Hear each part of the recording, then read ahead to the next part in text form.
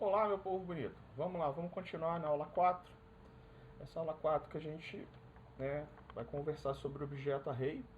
E o que é o objeto array? O objeto array é o mesmo objeto que você trabalha em LTP ou Visual G ou qualquer outra linguagem de programação que você já trabalhou. O objeto array é um vetor. E o que é um vetor? Um vetor é uma porção de memória, é uma quantidade de memória que você tem valores do mesmo tipo, tá? Em que um é colocado após o outro com um índice. Por exemplo, é como a lista de presença que você tem na sua turma 1203 ou 1204.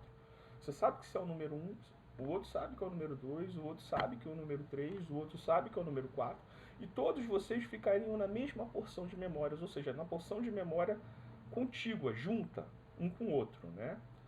E quando eu me referi ao array, ao índice 7 do array, eu sei que é o oitavo aluno. Porque a gente começa em JavaScript um array como a gente começa em Java, a partir do zero. Então você começa um array de 15 posições, tem 0 a 14 posições, onde 0 é a primeira posição e 14 é a última posição.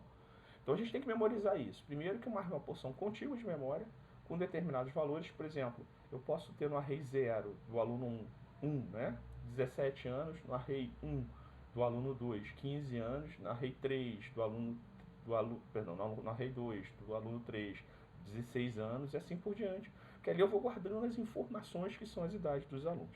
Fechado? Então o objeto pré-definido array é um objeto pré-definido do JavaScript, permite criar variáveis indexadas, ou seja, variáveis onde eu tenha um índice e uma informação a ela associada, capazes de armazenar um conjunto de valores. Antes de utilizar um array, é preciso criá-lo, utilizando o operador new, como a gente fazia com o operador date também, indicando o seu tamanho, o número de elementos que esse array vai guardar. No caso da 1203 pode ser 25, no caso da 1204, 23 ou 24 alunos. Cada array tem um tamanho diferente. Caso, ao instanciar uma array, você passar mais de um parâmetro no método construtor, estes valores serão interpretados como valores iniciais associados àquele índice, àquela posição do array. Para acessar cada elemento de um array, utiliza-se o que a gente chama de índice, entre os pochetes, após o nome da variável array. A primeira posição de um array é sempre 0. Então a gente precisa guardar isso, tá? Então, por exemplo, eu vou criar uma array vazia, uma array de tamanho 0. Então eu coloquei aqui, var, idades turma, igual a new, ou new, como você quiser chamar, array, abre parênteses, fecha parênteses. Criei uma array de tamanho 0. Entre script barra script, porque a gente está trabalhando com a linguagem JavaScript. Dúvida até aí? Avançamos. Então eu vou criar agora uma array com 4 posições. Então eu tenho uma turma de 4 alunos, e aqui eu quero colocar a idade de cada um deles. O primeiro aluno tem 16 anos, o segundo aluno tem 16 anos, o terceiro aluno tem 17 anos e o quarto aluno tem 22 anos. Então, o aluno na posição 0 tem 16, na posição 1 tem 16, na posição 2 tem 17 e na posição 3 tem 22. O professor colocou aqui, ó. Tá? Lembrando que essa variável, ela tem nome diferente dessa variável. Aqui eu criei uma array já colocando os valores dentro dele, e com isso o JavaScript sabe que o array tem tamanho 4. Aqui, por sua vez, eu criei uma array com um nome diferente desse aqui, ó. Dois nomes são diferentes, de tamanho 4, e depois eu coloquei os valores em cada uma das posições que eu defini. Tudo bem? Então são duas maneiras distintas de eu criar uma array em JavaScript. Fechado? Bom, aí eu quero destacar um método, ou seja, toda classe, lembrando lá do LTP, toda classe possui variáveis, atributos e métodos. O que são métodos? Métodos são funções. Então, quando eu uso o nome do array, .length, length em inglês é tamanho, tá? Eu pego o tamanho desse array. Então, o que vai ser escrito aqui é 4, porque o tamanho do meu array é 4. Se o tamanho do meu array fosse 25, o length aqui seria 25.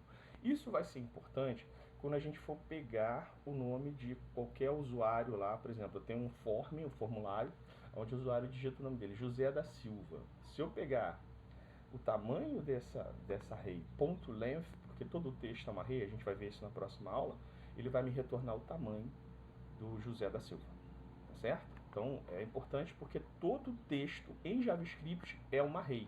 Então se eu colocar SunCreate, ele vai colocar na posição 0 o S, na posição 1 o A, na posição 2 o N, na posição 3 o C e assim por diante, tá certo? Se eu botar José, posição 0 o J, posição 1 o O, posição 2 o S, posição 3 o E com acento grave. Bom, então aqui o tamanho do array da idade da turma é 4, fechado? Eu posso aumentar também o tamanho do array, né, dinamicamente. Por exemplo, eu declarei um array com 4 posições e posso colocar aqui o índice 4, né, e com isso o tamanho do array não vai ser mais 4 posições, e sim 5, tá? Aqui em vez de 3 seria 4, fechado? Porque eu estou aumentando o tamanho do array. O único índice que não tinha era o 4, então está faltando aqui o 4, fechado? E com isso a gente encerra essas aulas de vetor, né? Lembrando, o vetor vai ser importante para a nossa próxima aula, que é a aula que a gente vai trabalhar com objeto string. Se teve dúvida, manda e-mail professor ou procure o professor diretamente. Forte abraço e até a aula que vem, onde a gente vai trabalhar o objeto texto. Fui!